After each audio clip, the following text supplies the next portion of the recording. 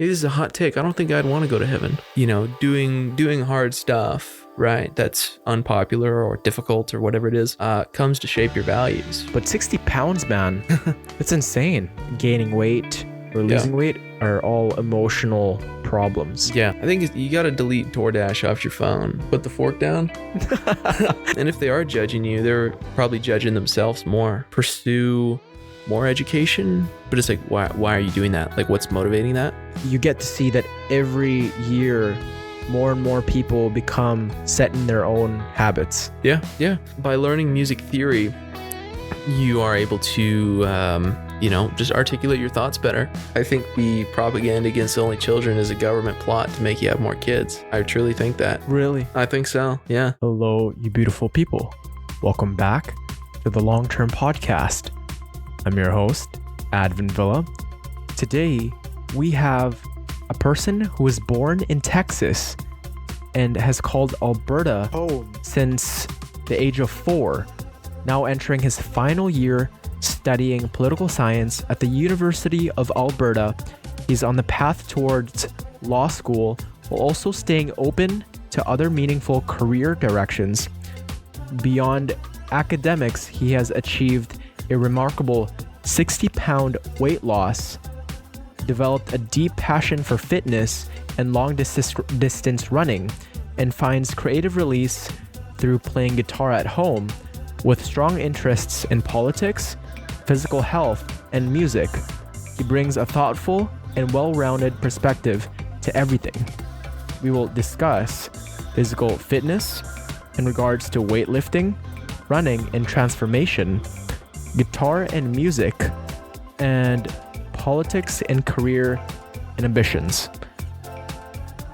He is a phenomenal person. We just had near the end, we're done with the topics, but it got really deep, and Tom's got a great head on his shoulders, and I think he will go far in life, and he's just very introspective, very low neuroticism. Yeah, I can't wait for everyone to hear this episode. Everybody, welcome Tom Rhodes. Welcome to the Long-Term Podcast. Thanks for having me. Tom Rhodes, everyone. Yeah, dude, how was the day? It was good, uneventful, but good. Yeah. Can't complain. Were you working? I was, yeah. I had a short shift this morning, but nothing really too crazy happened. Yeah. Got in, got out. So nice. That's good. What was the biggest mental or emotional shift you had to make in order to lose 60 pounds and keep progressing?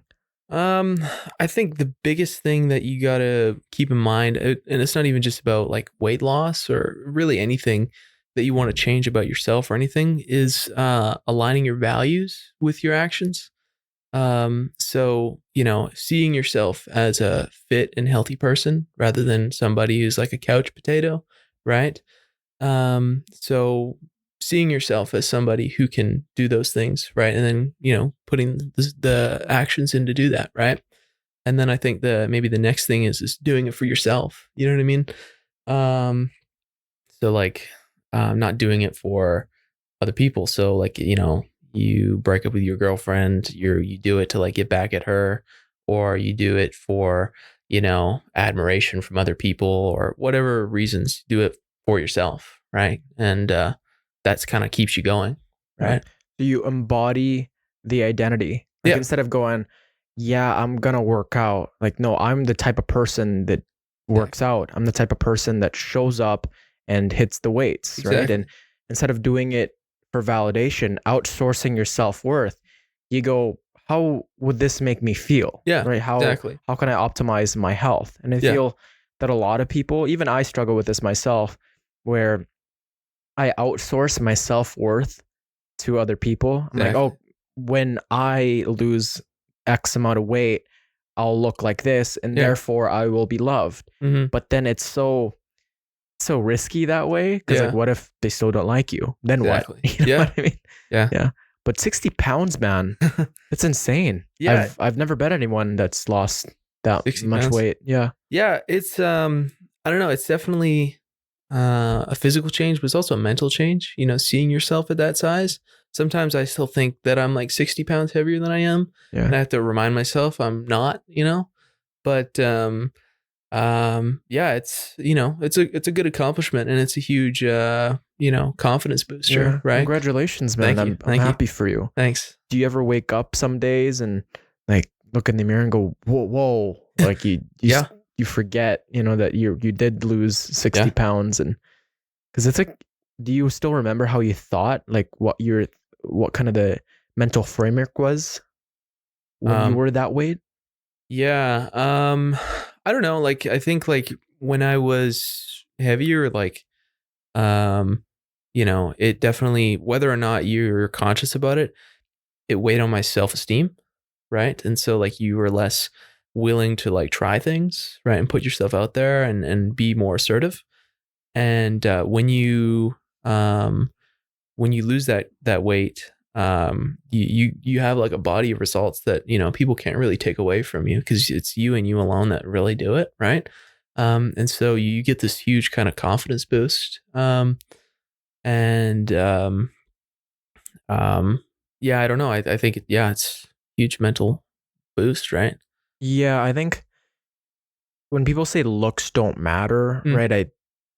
I disagree to an extent, because yeah. of course it's going to matter when it comes to your confidence. Mhm. Like, because the way you go about acquiring a certain body or acquiring a certain type of identity is through action. Like, Mhm. do you engage in weightlifting? Do you engage in heavy work duties?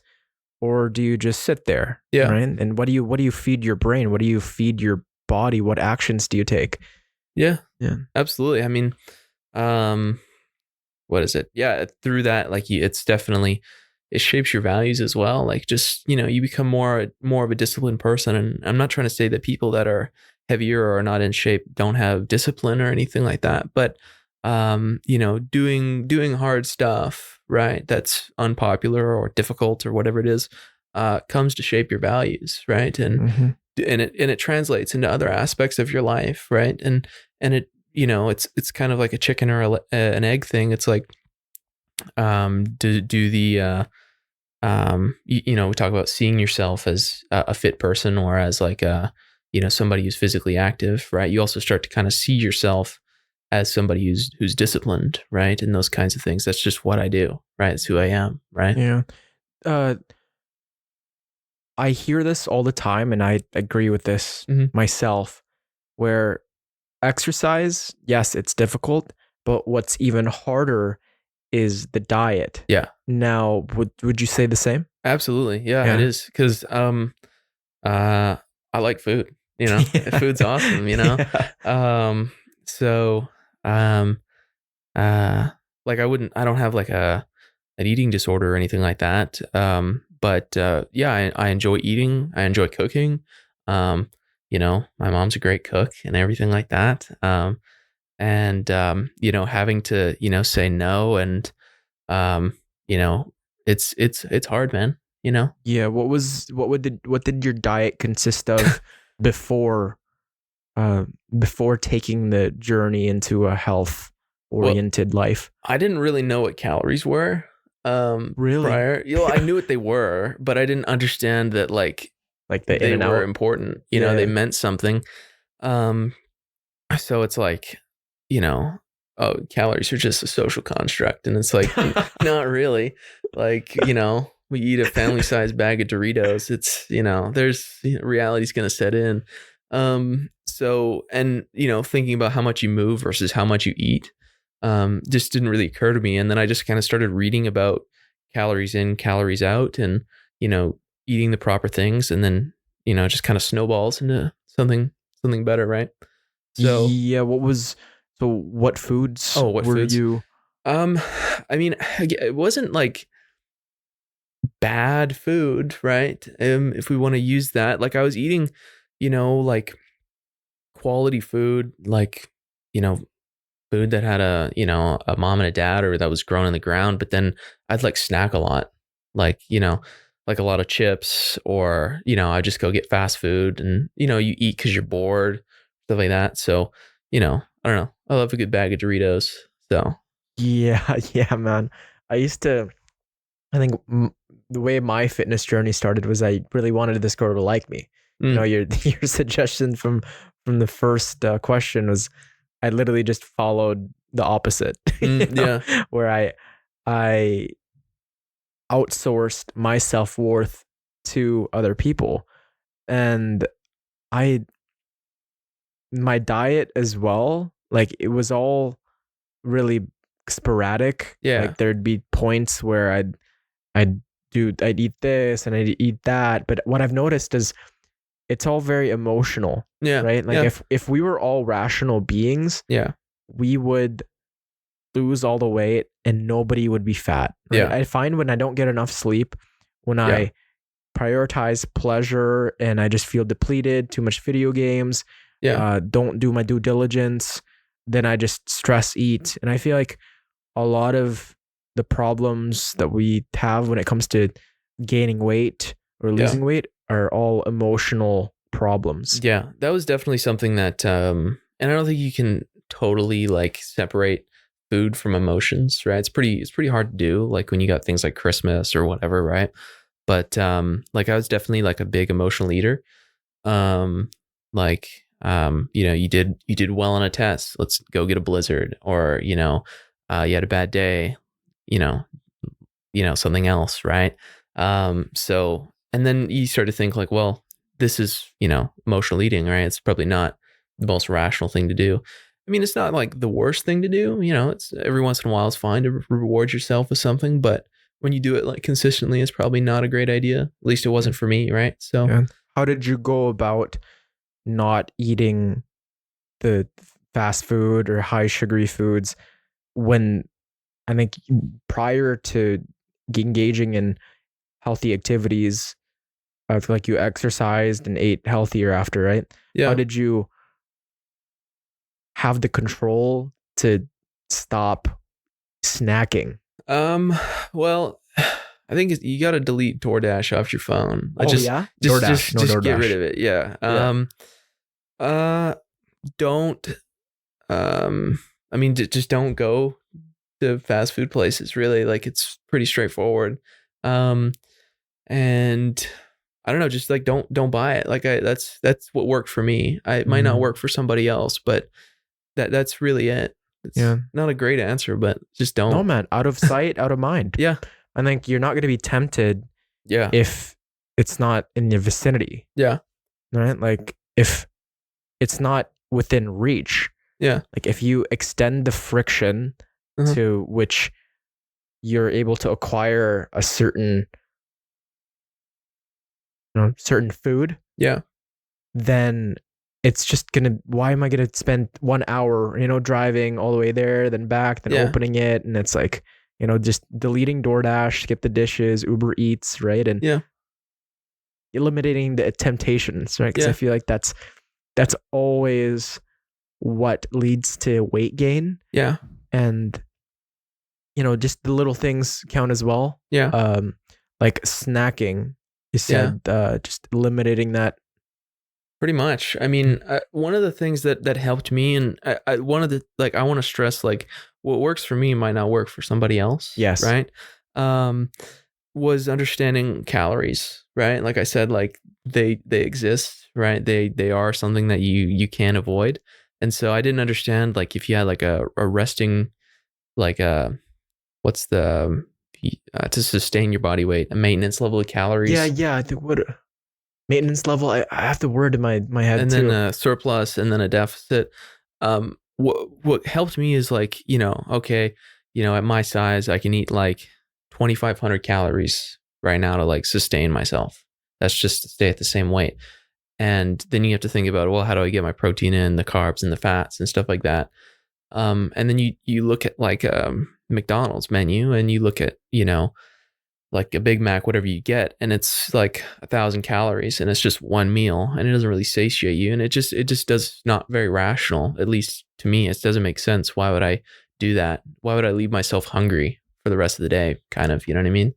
Yeah, it's like then you're gonna be, if you engage in that short-term food, right? Yeah, Yes, it's gonna feel so good within that moment, but later on, Yeah, right? exactly. It's just you're Delayed gonna gratification, right? yeah, it's a big Yeah. thing that we've talked about. And yeah, I'd say like, and for some people, they can't count calories, like it messes with them or whatever, and that's not for me to judge. But for me, it was extremely helpful, right, to understand like how much am I eating, right, Mm, and stuff like that. So you have to find what works for you. I mean, ultimately, that's the main like driver of weight gain or weight loss or whatever. But that's what worked for me was yeah. measuring things.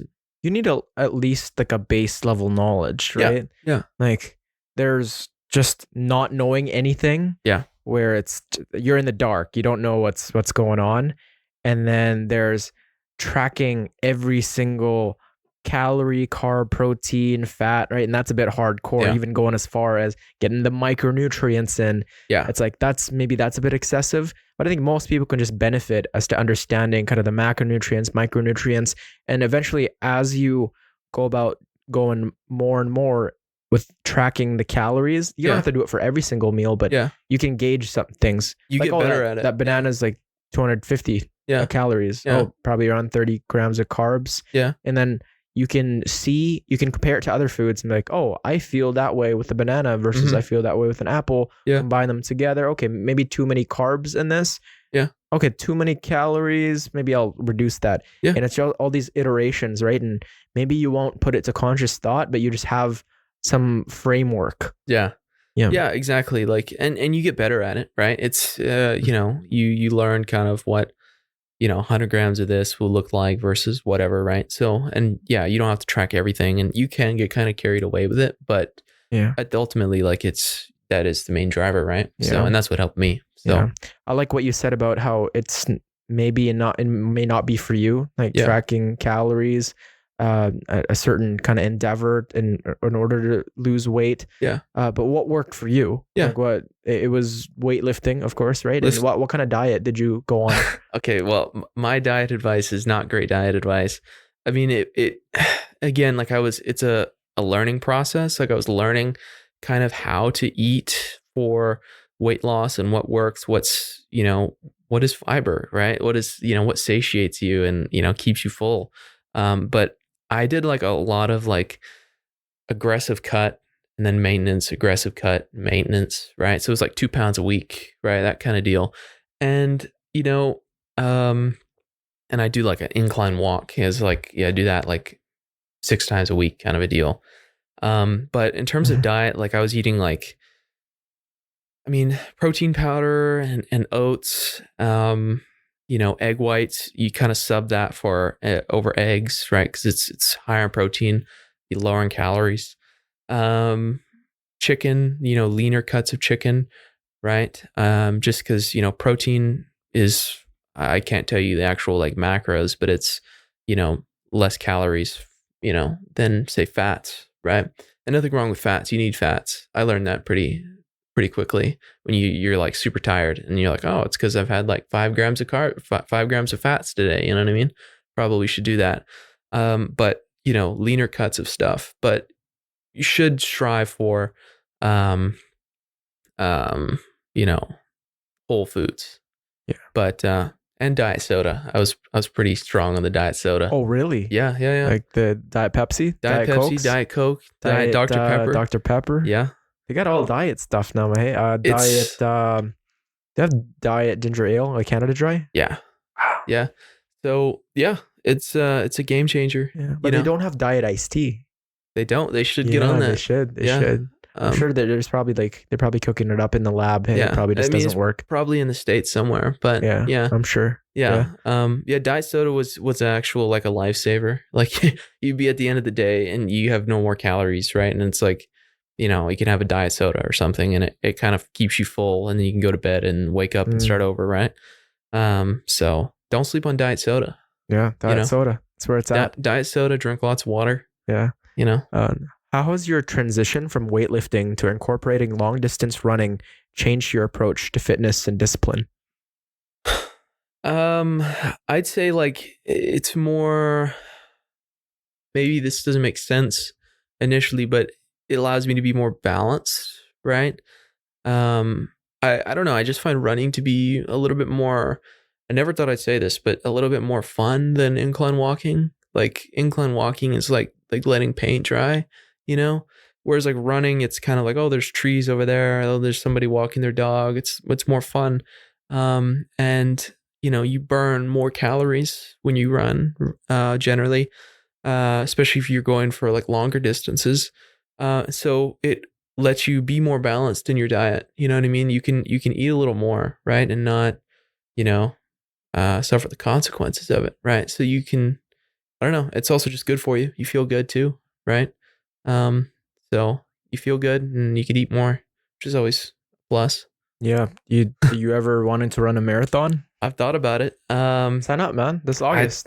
You know, Edmonton Service Marathon. Why not? all right. What's stopping you, dude? You know what? I might have to do it. I Yeah. might have to do it. So, you know, I got some friends that are big into running. I joined, we have a little run club on Strava.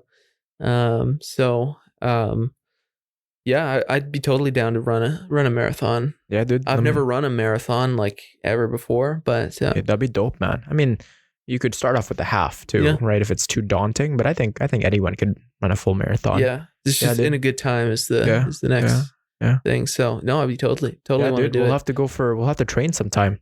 Works for me. Go Yeah, out let's do it. are usually around baseline. That's my Sure. camping grounds. I like baseline. I like running. I like running down baseline. It's just, you know, I see everyone I know. You know what I mean? Really? They're just like, you know, oh, there's a video of Tom running down the road. Like, you know, so I generally try and like run through the neighborhoods, but I like running down baseline. Really? I like Makes you run the, faster. Yeah. I like the being seen by the cars because I don't Oh, know. yeah. I feel like I have this idea of like, I don't know, just the ripple effect. Like it'll just remind someone that they should go run, you know. Yeah, But you could do that. I did have a couple guys give me the finger though. Really? Yeah, Oh, yeah, they give me a finger. That I might have don't been know. me. It really hurt my feelings. So Oh, okay. Yeah. Fair enough. Fair enough. But yeah, running's good. Running, man, it's great. The best free dopamine. the best part about running is when you're done and like you're like in a good mood. Mhm. Like that's really like it's a bit of an understatement maybe, but you're just in a upbeat, positive mood. Changes your whole Yeah. day, right? I never get that feeling from weightlifting. Like that's why I always incorporate cardio into my Yeah. my routine, like every single time. And I would much rather skip weightlifting than skip cardio. Fair enough. Yeah. Yeah, I mean, heart health, you can't neglect it, right? But Mhm. I don't know. I like lifting weights. You know, you go through phases where you like it more times than others. But I don't know. Lifting weights is good, especially as you get older, you know. But I don't know. You can never underestimate the pump. That's true. There's about that feeling of looking huge in the mirror too, right? Yeah. I think true. I heard this one my favorite podcaster, Chris Williamson, Yeah. talk about how like within the pump, you can see what you'll look like Yeah. later on without the pump. You know what I mean? Like Yeah. as you grow bigger, as you become more muscular, like there's a difference between no pump and you pumped up, Yeah. right? It's huge. Yeah, it's huge, but there's a lag in between.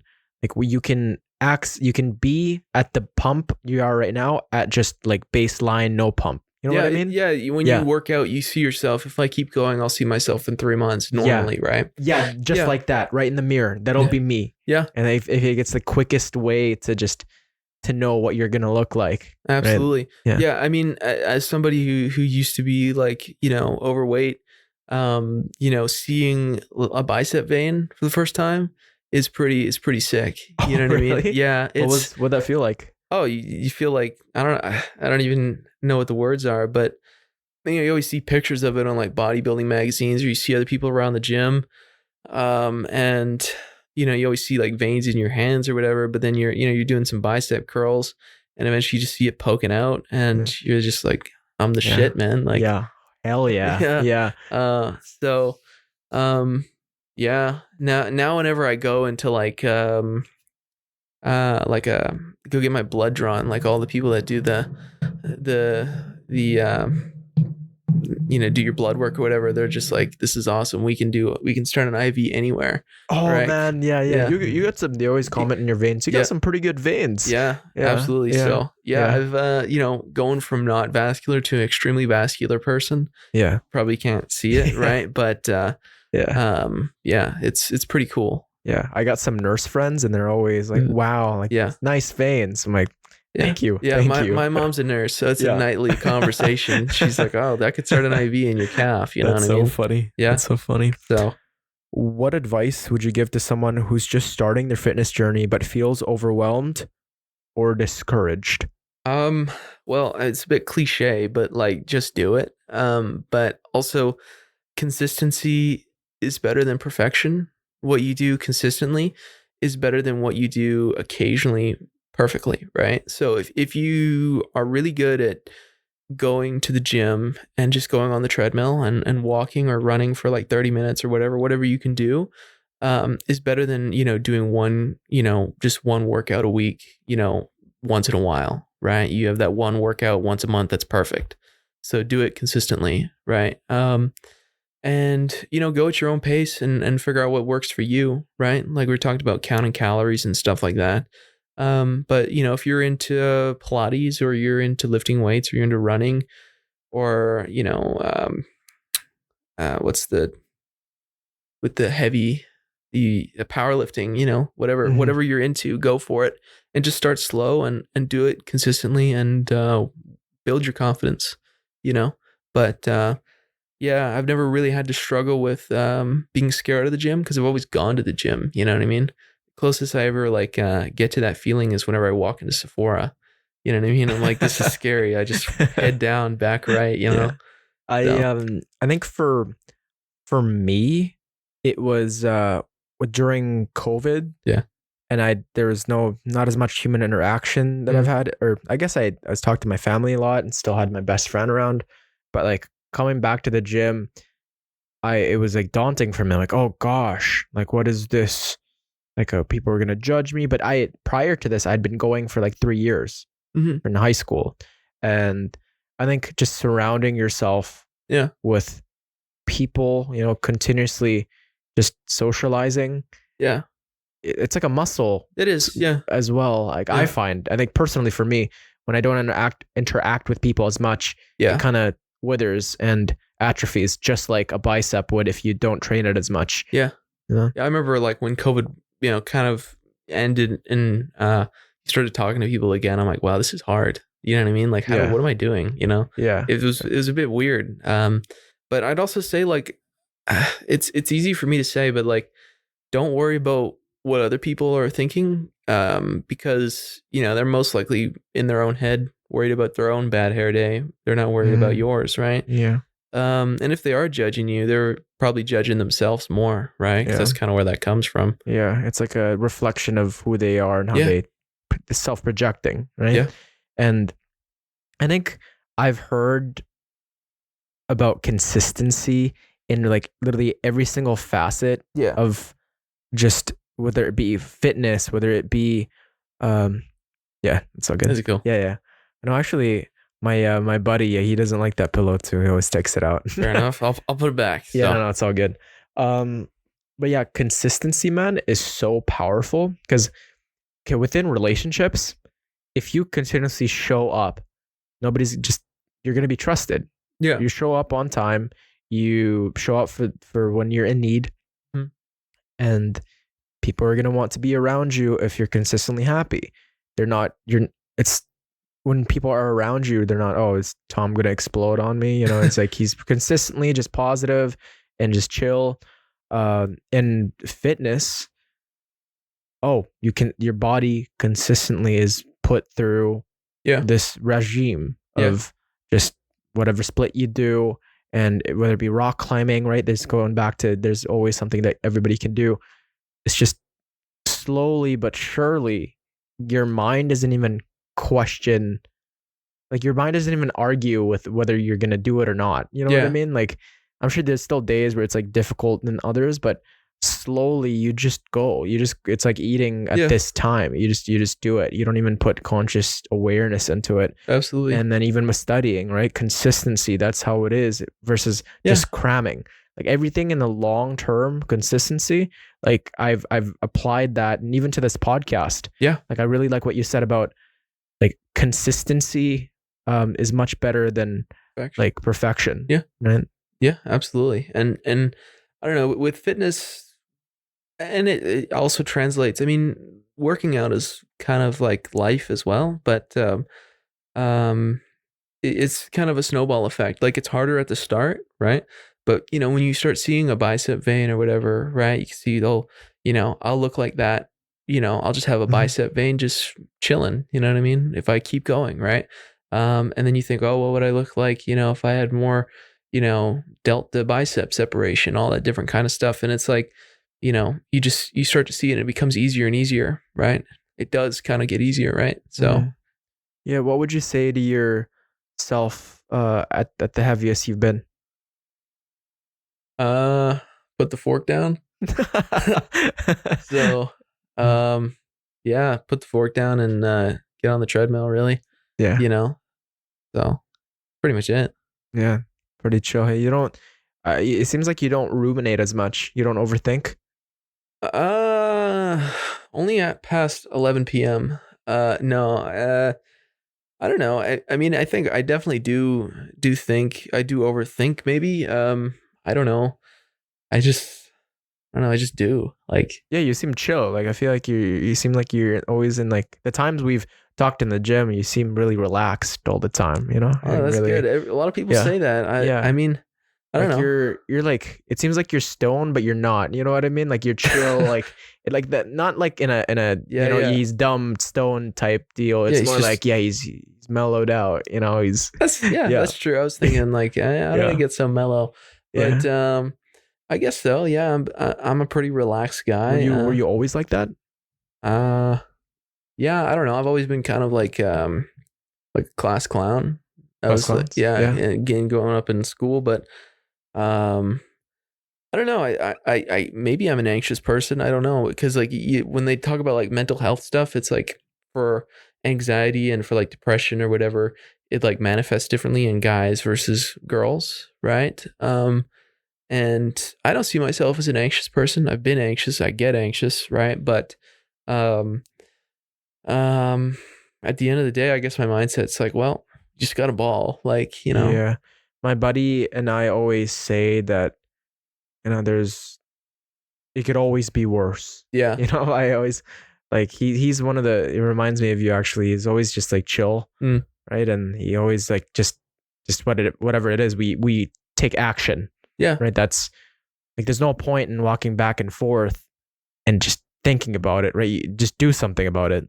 yeah, yeah, Yeah. absolutely. And I mean, it's all about decisions, and if you make a bad decision, at least you all you can do is make another decision, right? So, Yeah. um, yeah, you just gotta.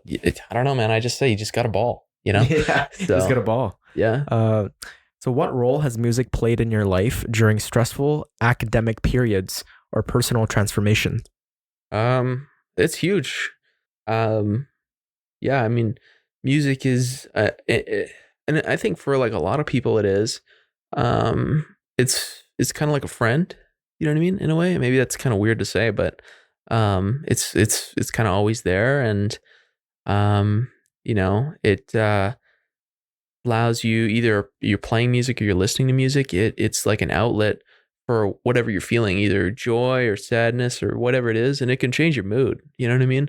Like yesterday, I don't remember what I was listening to, but yesterday was a fine day. Like nothing bad happened, but I was just like listening to like a lot of Radiohead, and I was just kind of like melancholy. And I'm like, why am I so melancholy? And it's like, well, you're listening to Radiohead. You know what I mean? And I'm a queen. There you go, right? And it's like, I don't want to feel this way. I'll turn on something else, Yeah. right? So, Yeah.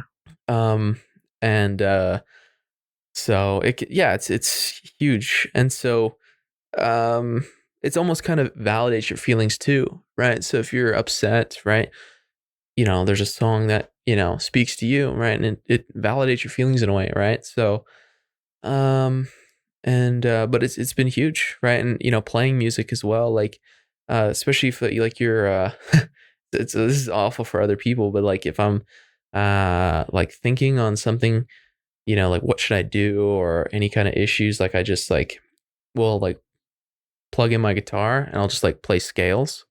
It's terrible for everyone else because it's like just like monotonous like exercise just going up and down the neck. But I don't have to think about it. But I'm just like thinking about whatever I'm going to do or like a conflict that I had. What's your favorite scale?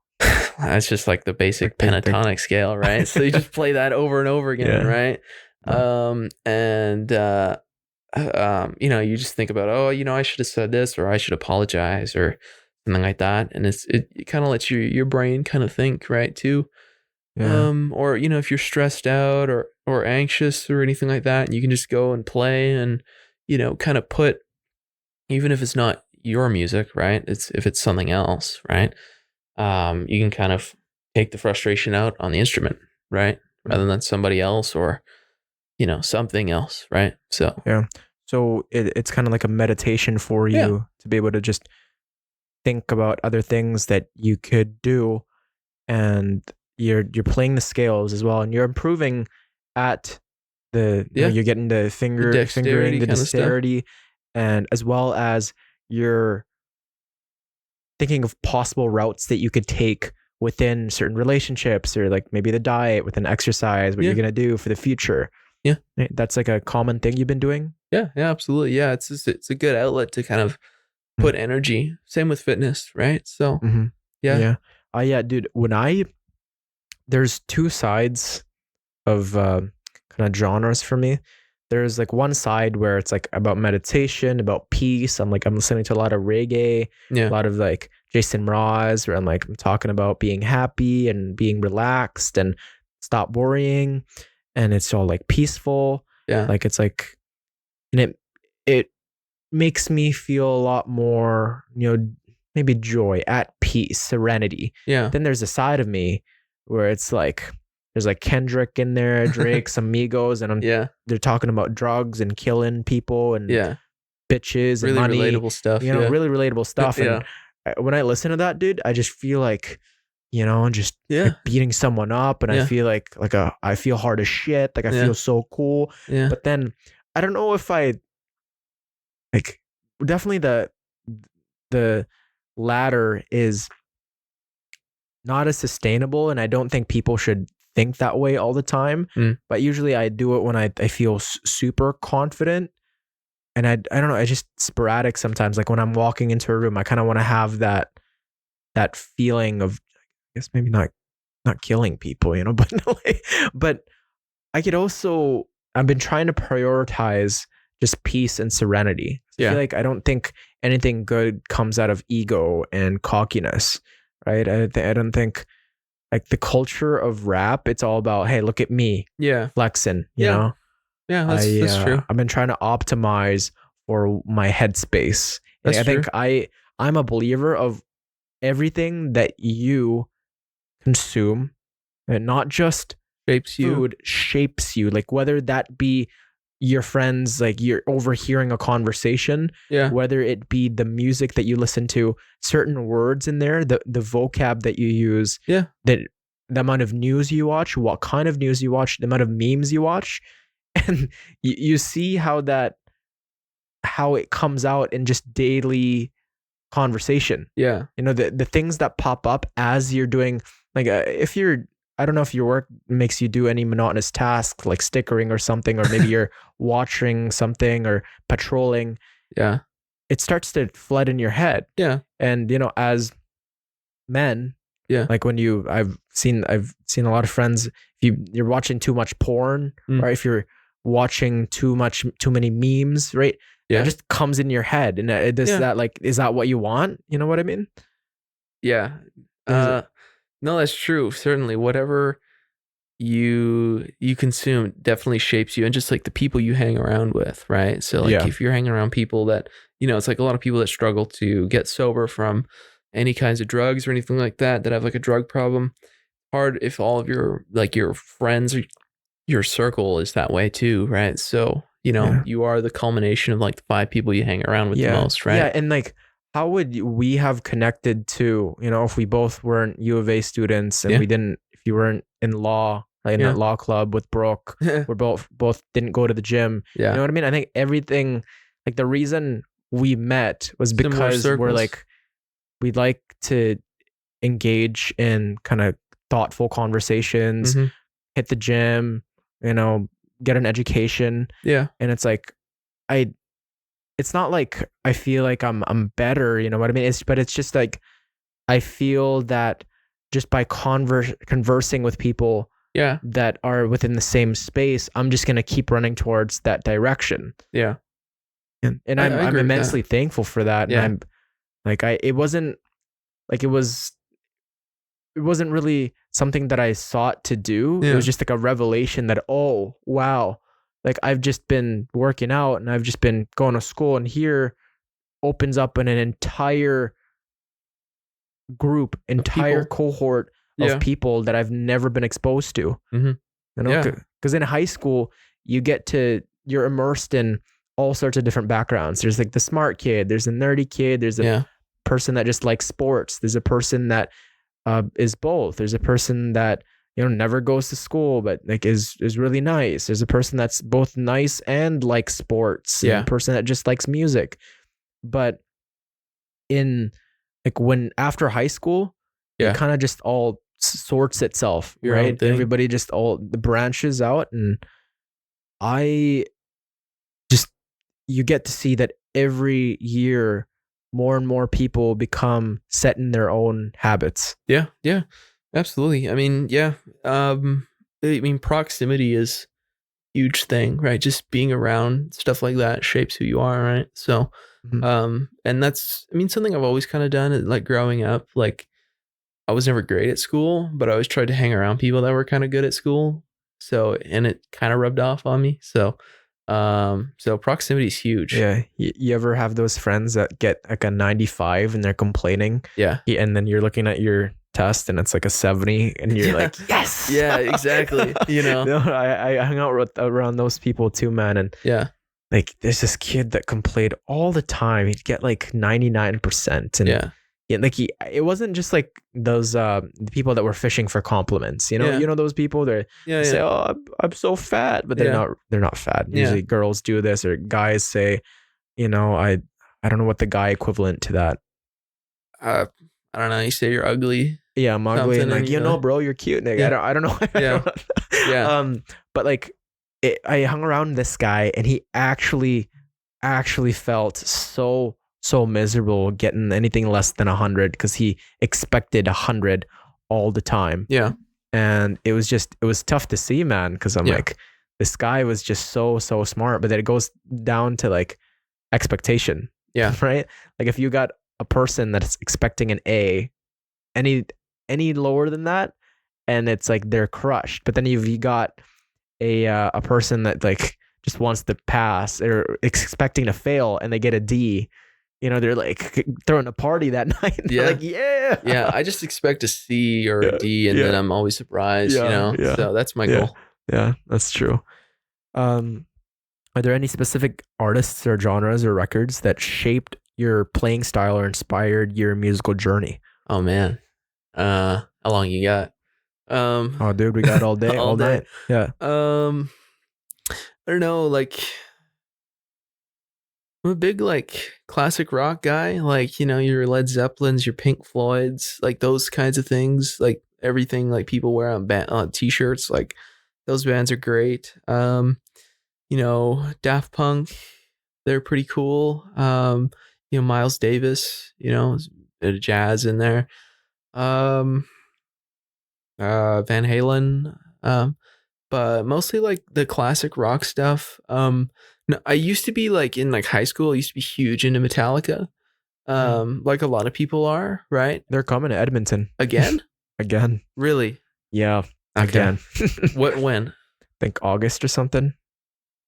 Okay, I'll have to look into that. Yeah. Because I should have went last year, and you know, they didn't I didn't go. But so I'll have to get into that. But I used to be like super big into them. But I mean, they don't, when I listen to them now, like I can appreciate what they do, but they don't do a whole lot for me. Right. But you know, bands like that, right? But I appreciate that you say that. They don't do a whole lot for me. Dude, some songs just hit you, hey, and they make you into a better person. Yeah. And I think that's, and of course, you know, with everything pleasurable, you have to do it in moderation. Because do you ever find that when you listen to too much music, you just feel depleted? You ever find that? Yeah, I think so. I think like you can, or at least I do, like you'll listen to like an artist or a genre too much, and it's like you kind of, that you beat that horse, right? It's a little Mhm. bit too much, and it's like, time to move on to something else. Yeah. I mean, I have Spotify, so it kind of keeps things fresh, right? But um, I don't know. I don't listen to music like every waking hour of the day, so I just try and like keep it variety, right? Yeah. So What's your what was the annual Spotify? I How don't many want minutes did you? how many minutes. I could pull it up, but it's something maybe like I'm gonna guess maybe 100,000. What? Let me Wow. check if that's all right. Yeah, no, go ahead. It's A hundred that might be thousand. that's the most liberal guess Damn. I have. That's crazy. Um, I have it screenshotted somewhere, but let's see. Um, oh, it's 59,000. Sorry, Okay. my bad. Okay. Cause like I know my mom listens to music, or my stepmom listens to music all the time. Yeah. And she's like at 70,000, 80,000. Yeah. And then I know, like, I look on people and I'm like, how do you 100,000? I'm like, that means every day you're going about it 4 hours, pretty much 4 or 5 hours. Yeah. Like the reason I have like 40,000, I think, Got the minutes. meditation music going. Yeah. But a lot of it's like 80% of it's podcasts. Yeah. That's Yeah. yeah. Yeah. But yeah, a lot of people like they'll like listen to music while they're studying, or they'll put on like ambient music while they're sleeping or something like that. Yeah, 60,000 is I pretty respect that. respectable, decent amount to Yeah. listen to music, Yeah. Yeah. How do you see the connection between the science of music and the emotional experience of playing it? By like science and music, I mean like music theory. I don't really know much about music theory, to be honest. Like, I want to take lessons and learn more about like music theory and stuff like that. Like, I know a couple like definitions of stuff, but like nothing crazy. But I feel like it's like reading, like anyone can learn to speak their native language, right? Without necessarily learning how to read. But when you learn to read, you learn other words and vocabulary, like expand your vocabulary, and you're able to articulate yourself better and, express yourself better than, using smaller words. Right. And so by learning music theory, you are able to, just articulate your thoughts better. I can't, but I can imagine you would be able to, Yeah, by knowing what that word says. Exactly. Like, then you can find out like the Latin root, and you can find, the different pronunciations, and then Yeah. it just consolidates the framework around it, and it Yeah. helps you remember, and it helps you just be more expressive onto, how you converse with people. And same way with music, where, G, okay, that's in that scale, that's in this scale, and then all the chords formulate around that. And then you can just, but then again, you can't just learn theory, right? You actually got to play it. Yeah. Because like you can learn all the theory and you can be very, very knowledgeable, but unless you actually play it, music, yeah, then you don't really, you gotta use it, right? Yeah, you gotta use it. Absolutely. Yeah. So What originally drew you to political science, and has your perspective on politics changed since starting university? what drew me to political science? Well, I was good at it. Like, that's really short and simple. Like, I started my first year of university, and I was like open studies, and I took poli-sci 101, and I finished with like a 95, and I'm like, well, I guess this is my major now. I couldn't say the same. Yeah, I don't know how it happened, but it's like, guess this is what I'm doing now, right? Mhm. So, but I've always liked social studies, like throughout grade school, and yeah, so I've always like enjoyed that stuff. And my perspective on politics has changed. I think I've mellowed out a bit, right? Just like, it used to be like super, like, I wouldn't say radical, but just like, this is the way things are. This is how they should be, right? Oh, If I was you're wrong, super conservative, man. yeah, I was. Yeah. So, and whatever side you kind of start on or whatever, I think it's good to kind of mellow out a bit. You know what I mean? Because when you think you're right, you're probably not, whatever side you are. And, knowing that you don't know everything, right? And so that's what university's taught me, is that I don't know anything. So, Socrates. that's me, man. Yeah, I'm getting out of the cave, Plato's cave. That's me. Yeah, You're gonna get put to death for the truth. yeah, pretty much. Dude, his family was like, man, Socrates, just please, we want you alive, so just admit you're wrong. Okay, It's so like, no, I'm not. I'm dying for this. yeah, yeah. It's like a true philosopher, just I don't know much. I don't know anything. yeah, pretty I much. Dude, I thought philosophy 101 was so powerful for me, learning about Socrates, how like he questioned everything. And like all my life, I've never really, I was skeptical a lot of the time, but I never really put conscious thought to it. I never really, like, I didn't really know any like figures that were like, oh, they were known for, questioning the top moguls of business and art and religion. Yeah. But here this guy was getting put to death. And it was recorded by Plato. And I was just like, my mind was blown. And then coming to university, right? I was highly conservative, and a lot of my friends, we all follow Jordan Peterson, all religious, and we all like were against kind of the LGBT, and we didn't really subscribe to that. But then coming onto campus, every like person is like liberal, or at least majority. And then I kind of got to make friends with some of them, and I asked them certain questions. I'm like, oh, why are you atheist? And they give me the response. Or why are you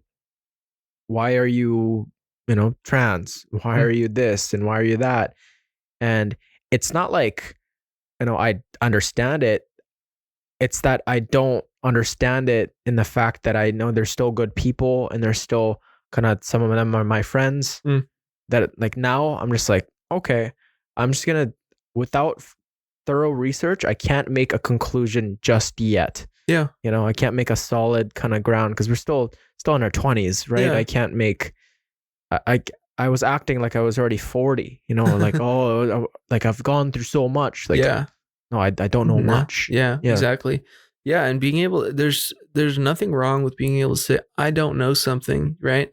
And ignorance is like the beginning of knowledge, right? And that's a sign of a smart person, to be able to say, I don't know.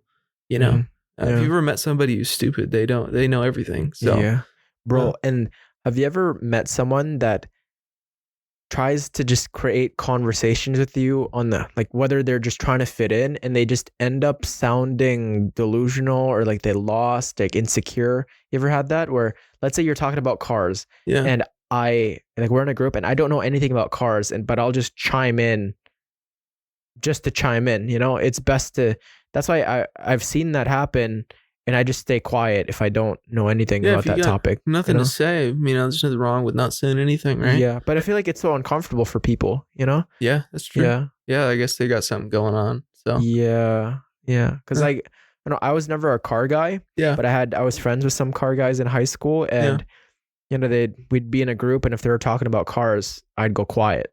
I'd just go, like, it was like I just like stand there, and I'm like, oh yeah, but I still try to keep up with the things that I do know, like, oh, do you speed, like, or do you oil change? Do you know what color is your car? The basic stuff. Yeah. But as for like the X8 350, like, this engine, I'm like, this car model, I couldn't tell you. Yeah, exactly.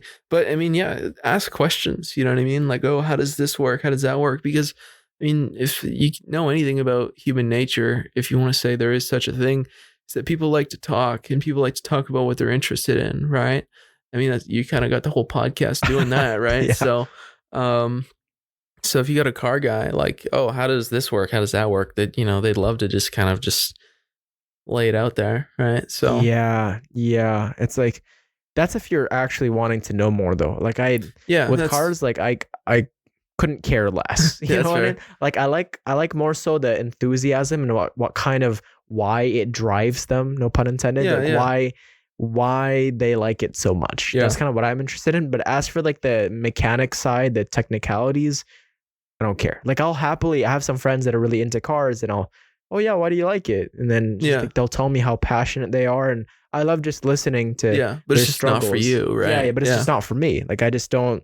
I'm not gonna spend my day fixing cars. Like Yeah. maybe one day. My dad's always been telling me that it's like one of the most expensive things that you can spend on, especially if you go to the dealership and like get or Costco to get your car repaired. Like if you can just do it yourself, you'll save thousands.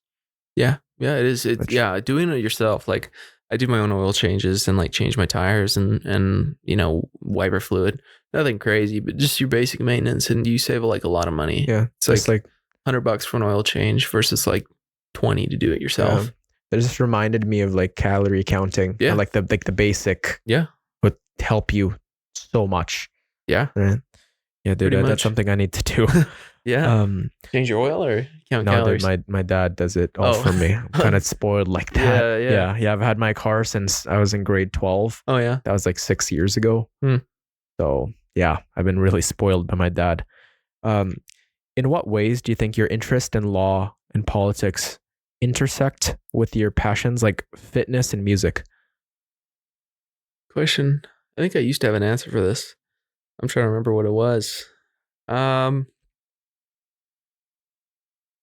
Well, I think, this is maybe a bit of a blanket statement, but in a lot of ways, everything's political, like fitness is political.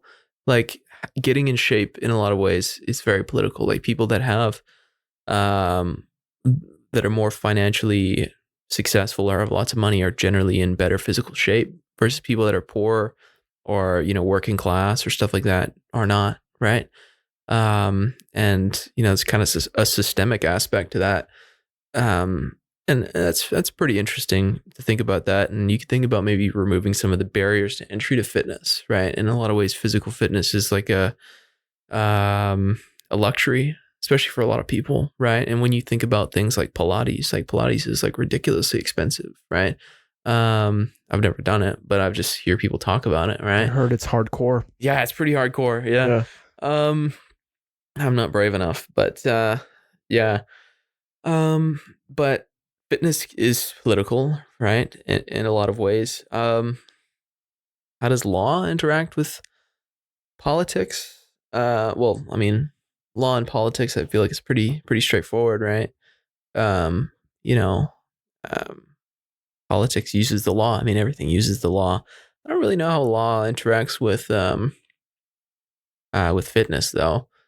Maybe like your gym contract. I don't know. Yeah, well, not going on your phone too much within the machines. Maybe it's not in the rules itself, but there's still kind of, I guess that's more like a social thing. Yeah.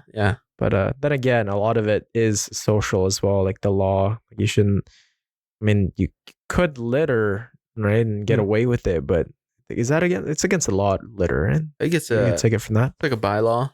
Yeah. So. Yeah, dude, I don't know much about politics or the law. I don't either. Yeah?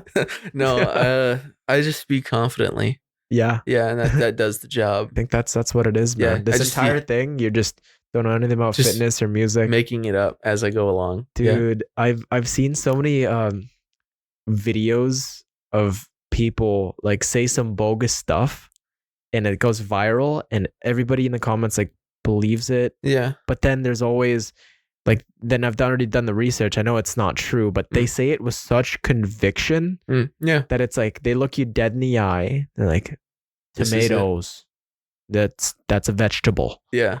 And I'm like, no, it's not, buddy. It's been a fruit. Yeah. But yeah, man, it's crazy how much confidence can take you. Hey. Yeah, pretty much sheer delusion. If you want to get anywhere in life, just be a little delusional. Yeah, but eventually, though, like time will tell. Like, eventually, people detect that you are exposed. If it's not backed up in like evidence, you know what I mean? Yeah, I don't know, man.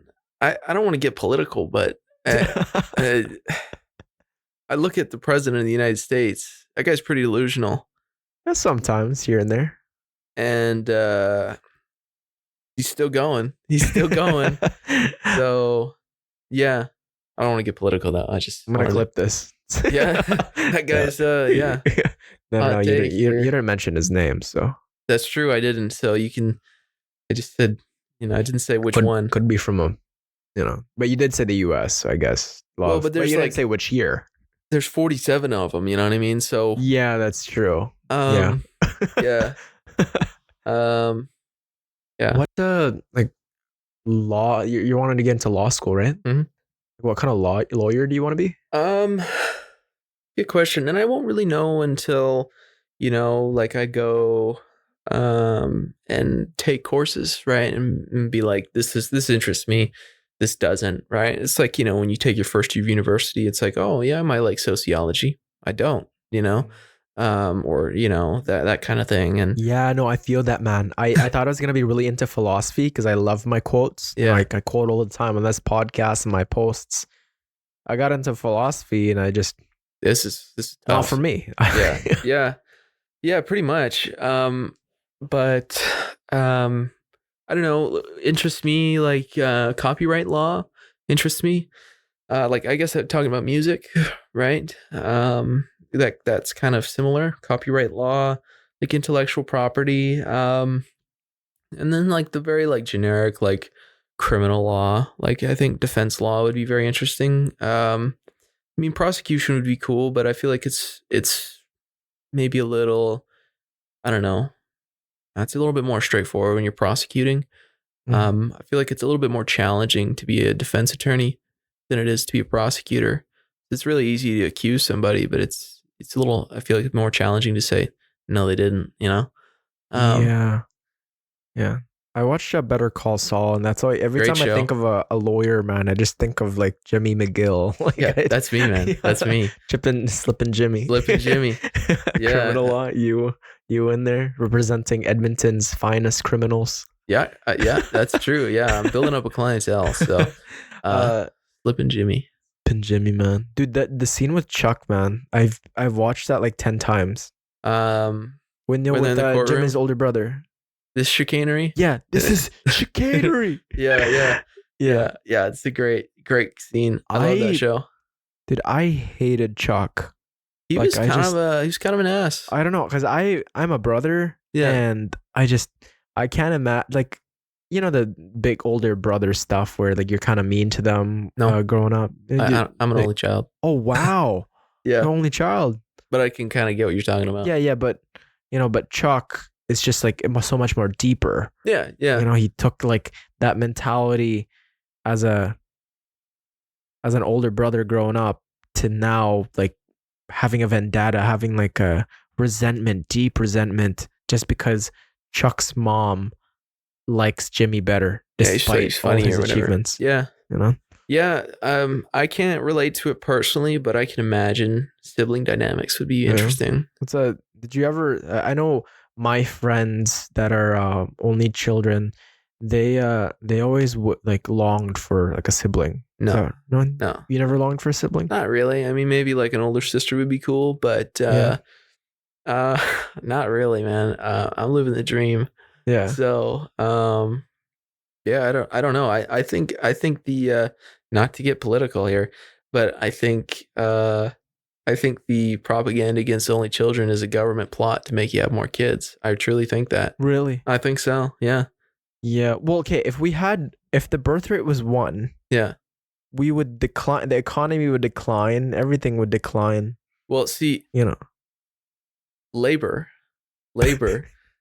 is no, labor is it's a commodity, right? Like anything else, right? And it has a value. And so if there's more labor, so more people in the labor market, the value of that goes down, right? So they don't have to pay people more.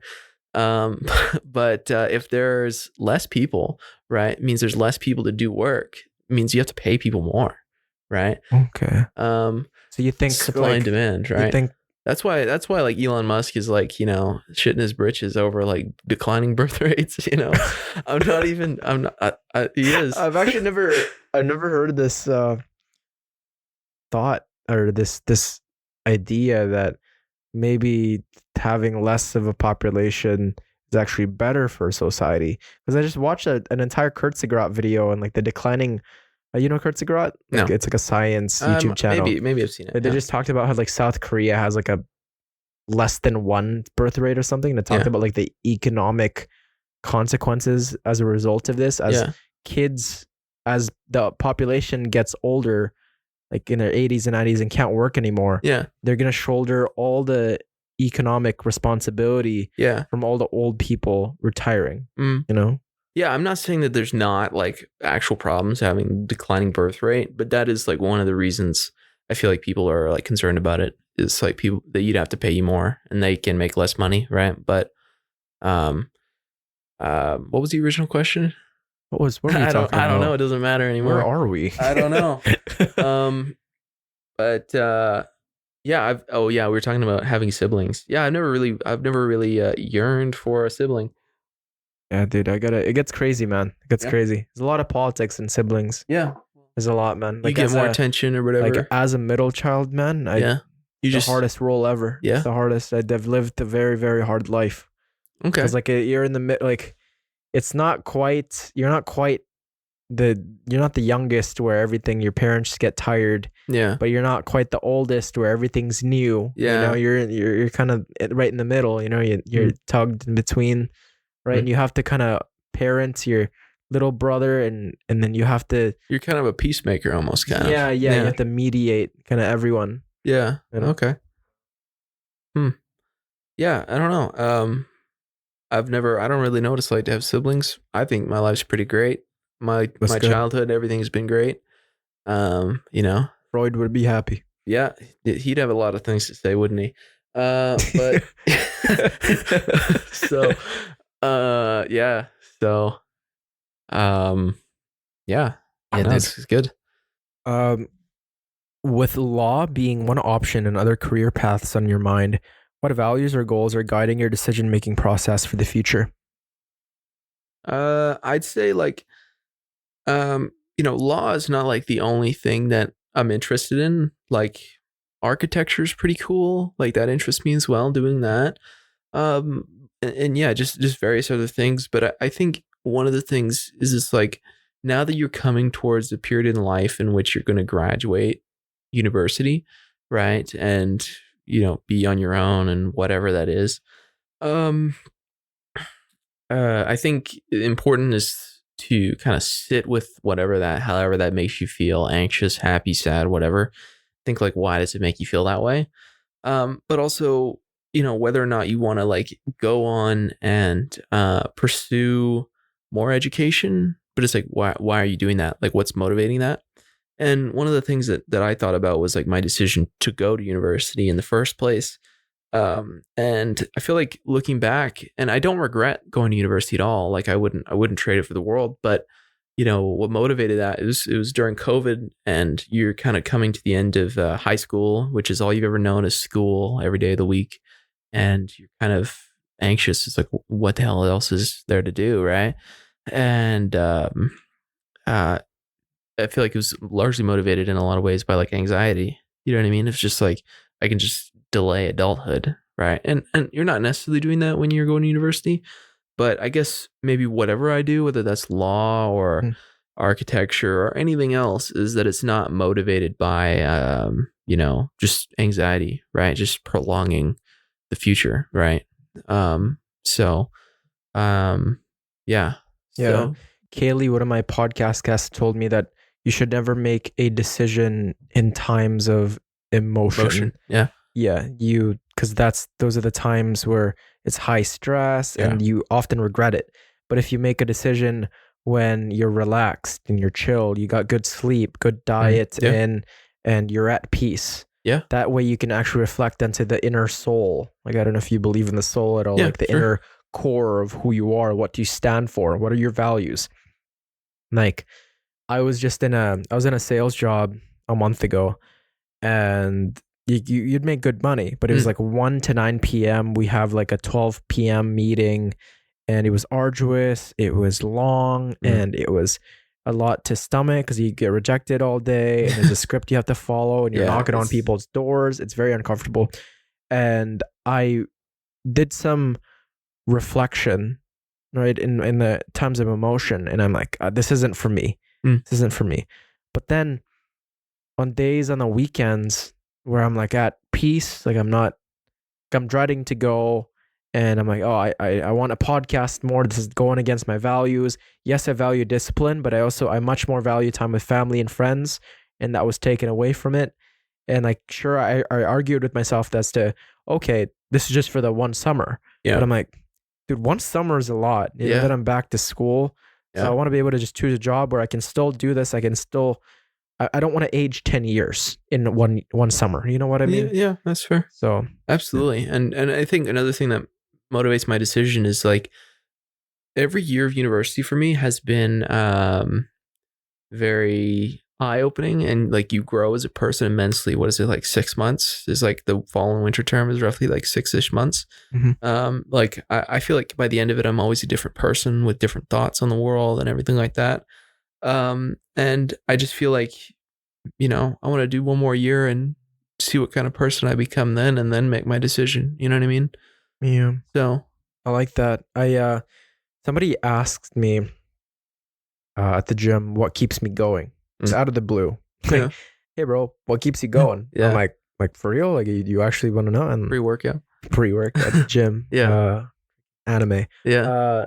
No, I said if your day stopped last year at this same time, everything after that wouldn't have materialized, wouldn't have been realized.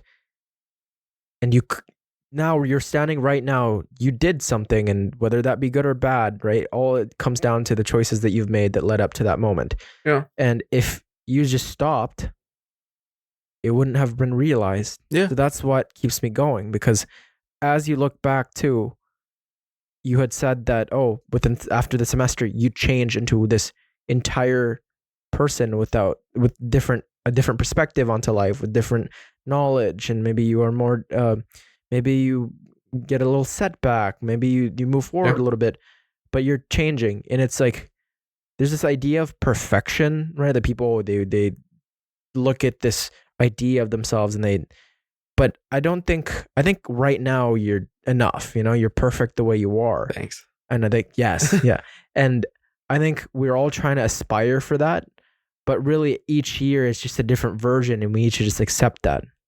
Yeah, I agree. Yeah, the project of the self is never really finished, right? And nor should it be, right? But, each year of university is its own little mini dose of adversity and, personal growth, and, just see how you feel by the end of it, right? So.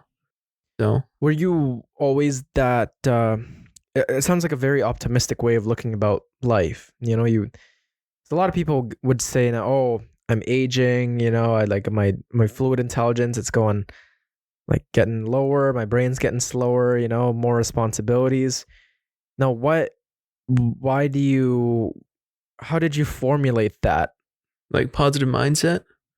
Guess so, but I don't think it's necessarily just positive mindset. It's like optimism. I don't know. I've never really thought of myself as an optimistic person. I'm pretty grumpy. Yeah, but you can be grumpy optimistic, man. Oh, yeah. I don't know. You can be mad at something, but still like the world and like your life, like hope for change. And I have no idea, because I really don't know. Because I mean, my parents are good people, but I don't ever think of them as like optimistic people. Like one of my grandma's favorite quotes, like, it can always get worse. So it's like, No, but isn't that optimistic? Isn't that like right now is the best, so it can always get worse? I guess, if you look at it from that perspective, it's like, it's crap now, but it can always get worse. It's kind of invalidating. It's just whatever, but I don't know. I guess maybe it's optimistic. I really don't know. I just keep going like everybody else. I think it's freeing getting to like when somebody says, oh, it could always get worse. Yeah. It's like before you got ill, before like some big life change for the worse, you thought that all your problems, like the difficulties that you've had so far, you thought you've seen it all. And so I think gratitude is a good antidote to this. Is you were worrying so much, being anxious, going, oh, I don't have this, I don't have that, I need this. But then the day comes where it's like a cancer diagnosis, right? Or maybe a loved one dies, or maybe you get in a car accident. And there's this, I think it gets credited to so many people, but the last person I heard that it was credited to was Joe Rogan. It's the worst thing that's happened to you is the worst thing that's happened. You know? Yeah, that's true. Like in your mind, it's the worst thing. Yeah. And when the longer you live, just the more things happen and the more the worse it gets. The worse it keeps it gets, getting worse. But at the same time, like you can view that as, oh wow, all these things happened to me. This sucks. Or you could go, all these things that happened to me, I am strong. Yeah. I can get through anything. That's true. Yeah. You can always shift your perspective to kind of see the good, right? Find the silver lining. I don't know. I guess I find the silver lining in like the positive stuff. I've just never thought of myself as a positive person. I never really thought of myself as a negative person either. I just like trying to see myself as a person, you know? Yeah. I guess, you know. There you do you meditate at all? I was gonna ask you that. Like I don't meditate. My dad meditates occasionally. I don't. My kind of thought process, and like I'm willing to give it a shot, but my thought process on meditating is like, you're always trying to find like be focused and be calm. That's kind of the objective with meditation, right? Mm-hmm. Yeah, it is. Yeah, to be present. To be present. To let go of your worries. To free yourself from the prison in your own mind. Yeah, that's true. I've never really found like my mind to be like a prison, to be honest. Like, and I've like been anxious or whatever, but my thought process is like, if I'm feeling this way, I shouldn't, and I've never really meditated, but my thought process is like, if you feel this way, you should address it instead of just trying to meditate on it. You know what I mean? I see that. You seem to be very low neurotic. What? You're not anxious. Like you're low in neuroticism. Oh, okay. Yeah. Yeah.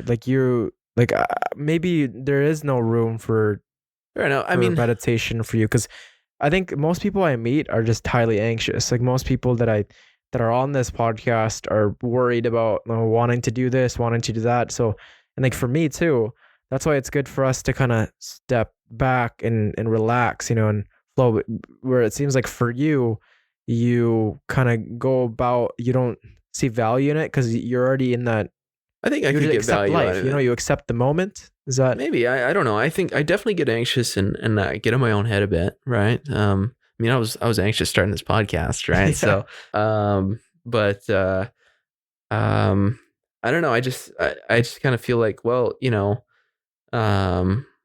whatever I'm nervous about or attached or whatever it is, I just feel like, there's an action I could take to kind of quell that, so you're more of an action based. Yeah. I don't want to be like, be an alpha male and, just attack the day. Like that's just kind of what I do. Right. But I could see the value in meditation. I've just never really given it a shot. Well, you should, man. Well, you could see if it's for you, but the best way, the easiest way is to just have a guided meditation. It's on Spotify. Yeah. And somebody will guide you through it. And it's like 10 minutes.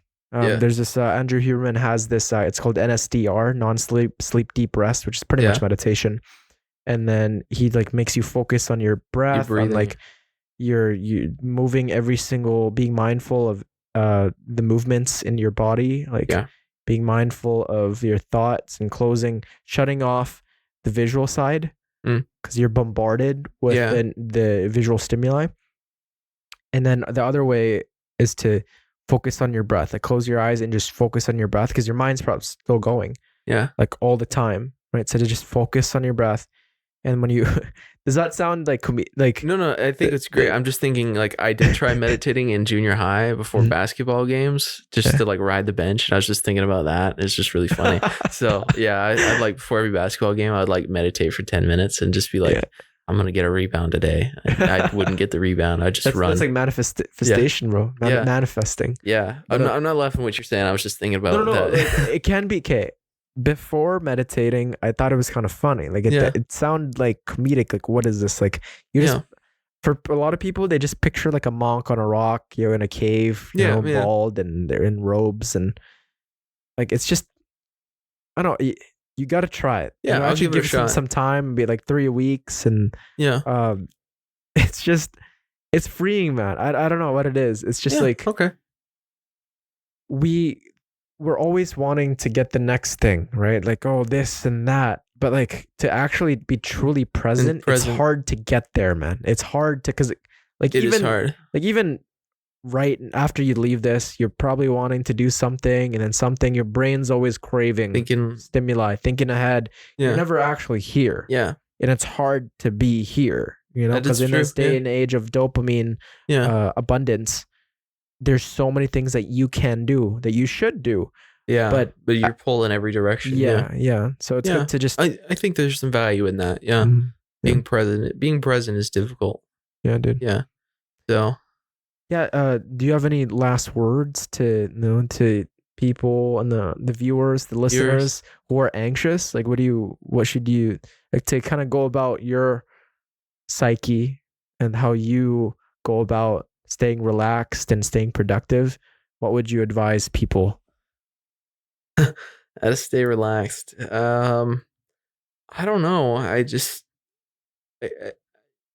one step at a time, really. Like, just kind of, do what you can do immediately. If it's in your control, like, worry about it. I sounded like a stoic, and I hate that, right? But what, dude? I love stoicism. It is, man. but it's just like you are a stoic. I was gonna mention that. Like, I guess I am. I like the book Meditations, like by Marcus Aurelius. If somebody gets some value out of it, more power to you. I don't want to piss in your cornflakes, but I can't relate to it at all. Really? No, I can't, because it's like this dude. What about the quote? That your happiness is determined by the quality of your thoughts. Isn't that like powerful, bro? Like, first time I read that, I was foaming on the mouth. Sure. Yeah. That's fair enough. I don't know. I think, I just like when I have the book Meditations, right? It's a pretty popular book. Like, people that want to like get into it. And yeah, again, if you get something out of it, that's cool. But it's this guy who was the emperor of Rome, the best emperor of Rome. They say I for somebody who has a minor in history, I don't know anything about the Roman Empire. I just got to come out and say that. But I just can't like really relate to him, like being like, everyone's beneath me. Like, nobody's beneath me. Like, I just like his situation and my situation. Like, I go to university and, go to the gym and scroll on Instagram reels. He commands an army. Like, I can't relate to that at all. Like, but his level of power, though. Yeah, no, it's cool. Like, that's okay. The equivalent to that would be like Elon Musk, or like being, the general of an army, being the higher ups. Yeah. But he still didn't have any ego. Like, he let go of kind of the power, even though he was the most powerful man on the planet. On the planet. Yeah, I don't know much about him, at like what he did, like, but I guess like he didn't abuse his powers, right? And that's admirable if that's true. But yeah, I don't know. I mean, I think you can take anything from any kind of philosophy, and I guess I've been kind of like subtly preaching stoicism, but I don't know. I think you have to think like, is happiness, like the happiness is determined by the quality of your thoughts. Is happiness the ultimate goal in your life? What is happiness? That's true. Right? I think for me, it's fulfillment. I don't think happiness should be something people aspire to have, because I think it's really, it's fleeting. Yeah. But fulfillment, it's like tethered to your soul. Yeah, that's true. Like what's something like you're really passionate about? Podcasting. Okay. Running. Family. I don't know. Fair enough. And they all have very difficult aspects. Like, I'll use running, for example. Like, there's a part of running that kind of sucks. There is like, it can be physically tough sometimes. You don't want to do it sometimes, right? But it's rewarding, right? And in the moment, sometimes you're thinking like, man, this isn't it, um, or if it's something you're really passionate, like you're really passionate about, right?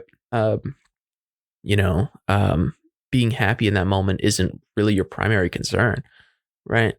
Some things, I just think there's more things to life than just being happy. I think there's a certain aspect about it, but I don't think fulfillment and happiness maybe are necessarily intertwined.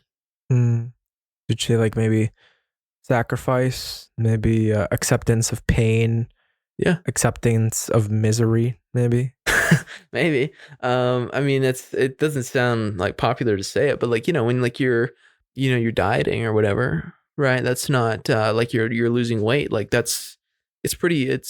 it can be kind of miserable sometimes, to say no or to go to bed hungry or all these different things. But when you finish, it's pretty fulfilling, right? So Yeah. you're not exactly happy, right? You'll love this book called Dopamination. Okay. It adds a framework as to what you just described, as to like just delayed gratifications in there and just the pain and pleasure balance. Mm. It's constantly working. If you tip on the pain side, Mm. you'll tip on the pleasure right after as a byproduct. You tip on the pleasure side, you'll get pain right after. Yeah. And with this, too much pain as well can lead to further pain. You can abuse both sides, but like an equal equilibrium, balance on each, right? It's where you should aim for, right? But then again, right, to be great at something, there's sacrifices that need to be made, but it all comes down to what your values and what your goals are, right? Yeah. Like who I you are. I guess maybe what I'm saying is don't conflate happiness with pleasure, Yeah. right? So because they're not the same thing, right?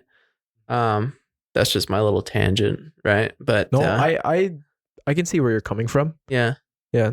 Like I don't think happiness would really equate to pleasure because you can just eat that chocolate bar and you could get a burst of dopamine. yeah, But and then like how are you gonna when you're looking in the mirror, right? Do you really feel happy with yourself? yeah, Do you feel good like 6 hours after that? Do you have energy to go to work to study? yeah, yeah, Like what are your objectives? And I think for me, man, I think I just like the way I can go about my diet as clean as possible and exercise as much as I do is because I can present myself better to people. yeah, Like I can show up better. I think yeah. that's for me, is my a philosophy that I've acquired and constantly finding meaning in everything, whether it be washing the dishes, saying how are you to a friend, sleeping. Sleeping has meaning to me, right? It helps me show up better.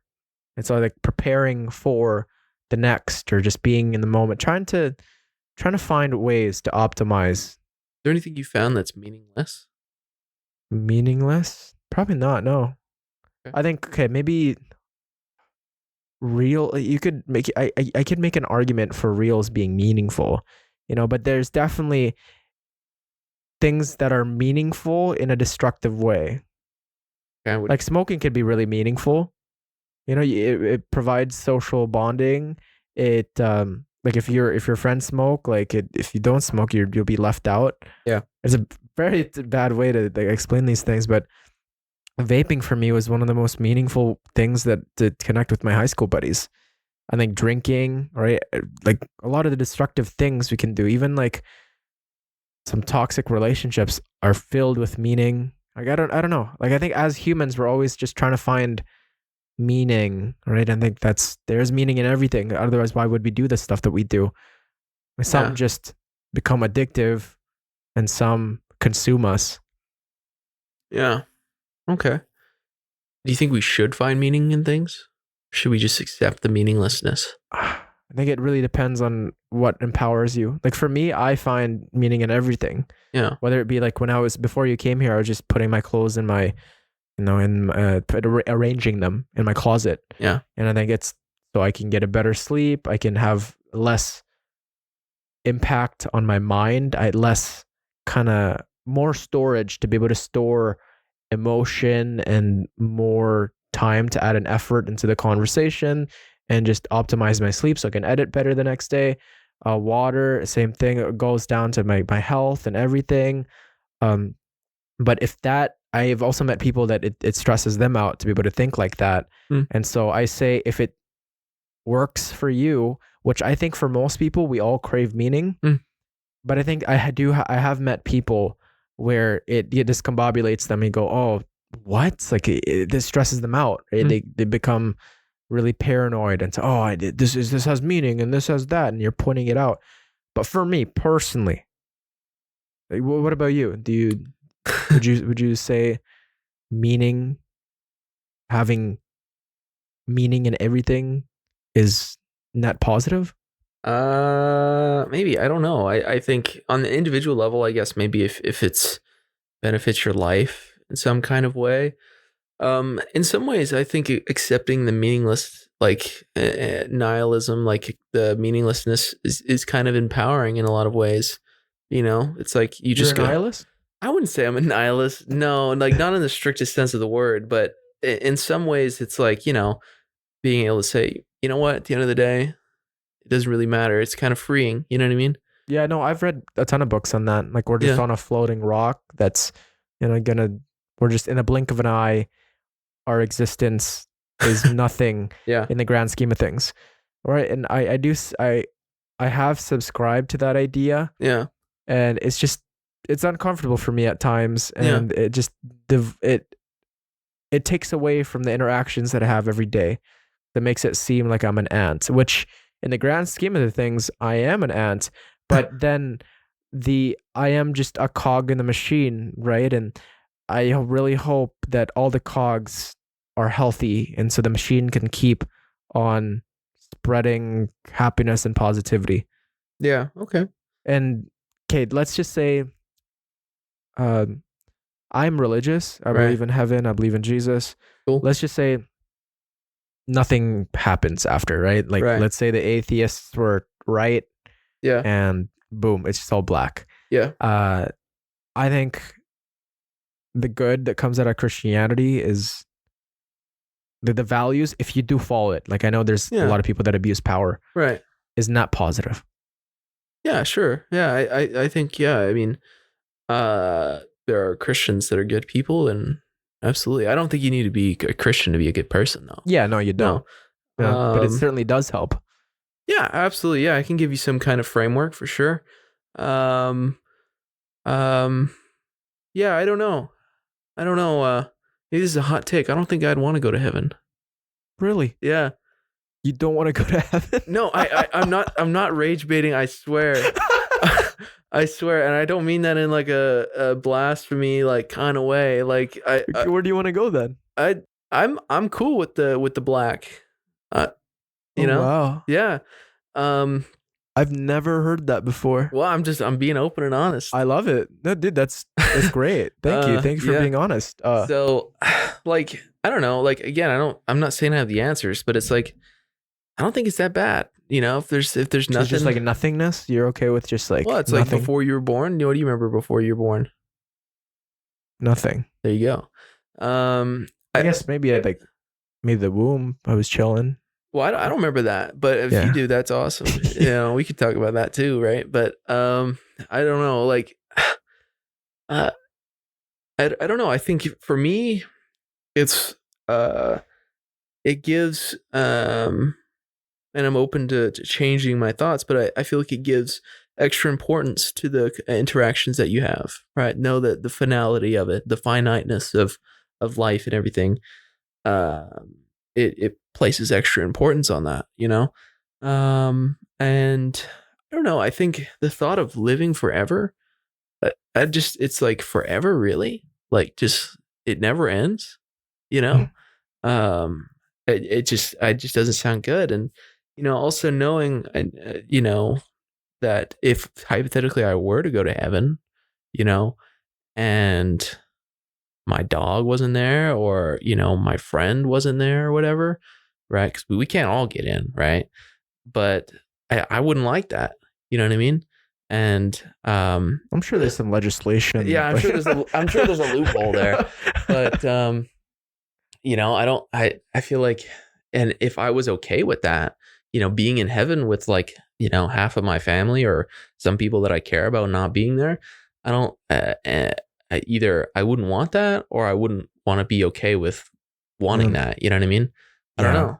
I'm sure I could probably just ask God, like, Hey man, hey, could you give this guy a pass? he's chill. He's chill. Yeah, He's chill like that. I can be God's defense attorney or whatever. Yeah. Yeah, dude, I can see where you're coming from, where, yeah, it's just not everyone's there. So would it really be heaven without all the people that you love? You know, because as you said, not everybody gets there. But the way I see it is that we're all being tested on earth. Like, I think there's so much temptation everywhere. And, you could argue that, your parents were just a predictor for who you were going to be, and like the people you've met, and like how would you have known, right, what to do based on all the choices that you made previously? And do you believe in free will? Yeah, I'll go with that. I think so. Okay, because I thought you were gonna lean on to like a Sam Harris, Robert Sapolsky. Like they believe that, okay, ever since you were born, right, you were born to the two parents where you had no choice. They were born to the two parents that had no choice, and every single interaction they've done was a result of everything coming together. Mm-hmm. And you may think it's conscious awareness, but it's really not. It's just something that you acquired, whether that's like an idea or this. And yes, you make choices, but you made those choices based on the things that have happened before. Yeah. So their argument for that is you don't have free will. Yeah. Because but when I first heard that argument, it it drove me insane. Like I couldn't stomach it. Like I couldn't. You're influenced by other people. Yeah. Because I'm like, wait. So what's the point of like me being here? And why did I just say that word? And why did I even wake up? Yeah. Yeah. And it's dude. If that framework helps you, great. But for me, it would kill me if I actually subscribed to that and I believed in it. And so it's really, beliefs definitely are one thing that we all need to be wary of, because your belief, like, you seem like a chilled out guy. I see you at the gym, you're going ham, and congratulations on 60 pounds, and you're doing great for yourself. You want to be a lawyer one day. Yeah. You're pursuing your passions, and your mental framework, it's sound. It seems robust. But another person could have that same mentality, and it's not. It could drive them nuts. Yeah. Or same way for me. I'm Christian. I'd love to work out as well, and I believe that heaven exists, God exists, Jesus died for our sins, and I want to go to church more, but the same ideas that I have could make someone go crazy, Yeah, I agree. It's not a one size fits all approach. Yeah, but there's so many people out there that go, this is it. Yeah, absolutely. I mean, it's with any kind of belief system or ideology, it can be kind of used as a blanket statement to not think, right? To say this is the way the world is, this is the way the world operates. But instead of just saying, well, how does it actually operate? What do I think? So it can be a framework, but think for yourself too. Yeah, dude, that was really engaging, man. Thank you. that got me thinking. No worries, man. But dude, I've really never met anyone that says that maybe I don't want to go to heaven. I've never met. You have a lot of friends that think that way too? I've never really asked them. I'm like, hey man, what do you think of the afterlife? Like, do you have a conception of that? I've never really asked them, but I should ask them. You should, man. I mean, it's initially like, I remember at 20 years old, I remember being like, holy shit, I'm 20. Like I'm getting older. You know what I mean? Yeah. Now 20 is not that old. I'm 22 now, but it's like, thinking like you're mortal, right? Like, just having those your frontal cortex is starting to form here. You know what I mean? I remember being like, almost just kind of like, just annoyed almost, and kind of pissed off, being like, shit, I have to die. Like, this is something I have to do. I can't avoid this. There's no getting around this. I have to do this. Man, There's nothing. Why can't I just not die? Yeah, exactly. And I remember being really bummed about that. But you know what? You got your whole life to get acquainted with that fact that you're going to die, right? And I think it's human to fear that. And um, you know what? I guess you just kind of get used to the idea, and it's like, well, if that's what it is, that's what it is. Mm, I can't change it. Stoicism yeah. again. But I don't know. I also think the idea of I mean, this is actually like terrifying in a lot of ways, but it's also kind of motivating. Um, you ever heard of Nietzsche? Like the philosopher Nietzsche, he's got the eternal recurrence. You ever heard of that idea? But does it sound like the name itself? I've thought about it. What? Like you spawn, like kind of like reincarnation. It's kind of like reincarnation, but it's like you live your whole life, right? And then you die or whatever, and then you come back as the same person and you live your life in the same sequences every single day forever, for eternity, right? And then you think, how does that make you feel, right? And then you kind of live your life according to that idea. Like, Like Sisyphus. kind of, yeah. I mean, it's almost, yeah, you're pushing the boulder, yeah. But it's like, it's in a reductive way to kind of explain it, but it's like your life is a movie, so live it like a movie, so you'd want to rewatch it over and over again, Mm. right? I'd do it.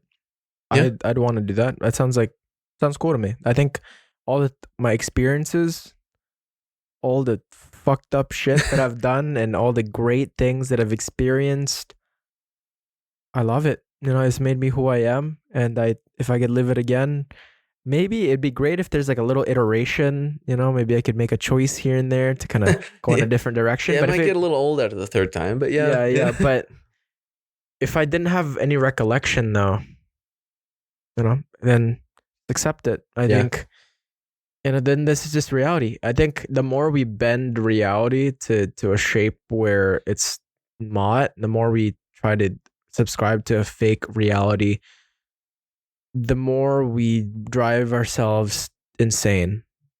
I think when you just stick to a reality of this is it, like I need to work out. That's how you stay healthy. I need to go to school. You make money this. Instead of going, oh, what if I die this? I do this. And like, yes, there's like transcendent belief and you need to be able to think about these deeper things, but life's not that bad. You know what I mean? Like at the end of the day, we overthink. Yeah.